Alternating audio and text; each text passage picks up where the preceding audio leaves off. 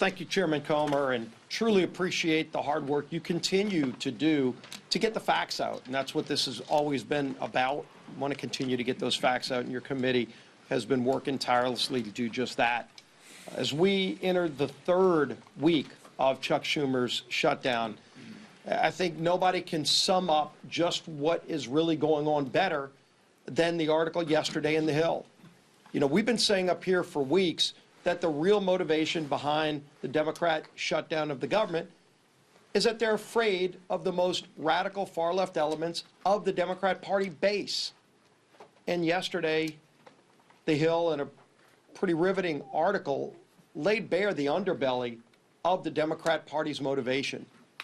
It truly is fear of their own party's base that has driven the Democrats, especially in the Senate, to shut down the government. It's a calculated decision. And the continued votes, including yesterday, to keep the government shut down has been a direct result of the fear Democrats continue to have of their own party's base. Some of the most radical elements that you saw at the Hate America rally. We showed it up here on this dais yesterday with some of the most vile things that you saw. Many people that were holding signs calling for the death of the President of the United States. That's who Democrats in the Senate are most afraid of. And they're willing to inflict pain on millions of American families. And I think it's very important to understand what they're saying. There was one Senate Democrat aide who said people are going to get hammered by their liberal base if they vote to open up the government. So they're not concerned about the millions of families who are suffering because they're keeping the government shut down. They're just worried about getting hammered from their own base. And the Speaker laid out some of this too. There was another senator who said, quote, they'd vote to open up the government yesterday if left to their own devices, but don't want to risk an angry backlash from their base. They'd be more than willing to do it. They know it's the right thing to do to open up the government, but they're scared to death of the backlash from the radicals in the Democrat Party. Another person said enough Democrats would vote to reopen the government, quote, if people were not terrified of getting the guillotine. You know what that means. When they're more scared of their own party's base, you talk about profiles in courage. That's what we're experiencing.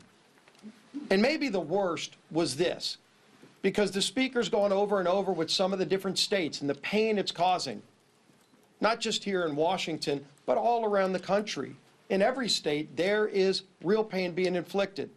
People that aren't sure if they're going to get another paycheck if they're working for the federal government. And there's a state, Georgia, that has a number of military bases, a lot of other federal workers. NIH is headquartered in the state of Georgia. And what is one of their senators, Senator Ossoff, thinking about all this? Another Democrat said, Senator Ossoff's calculation is, quote, do I vote to open the government up and get crushed and can't raise a single dollar of low dollar money? Or do I vote to shut the government down and get $3 million from online fundraising? That's disgusting. Senator Ossoff is more concerned about getting low-dollar donations from maybe some donor in California who's going to click on an email and give him $100 for his reelection, and so he's causing suffering on tens of thousands of people in his home state of Georgia. Senator Ossoff ought to send that tainted, dirty money back.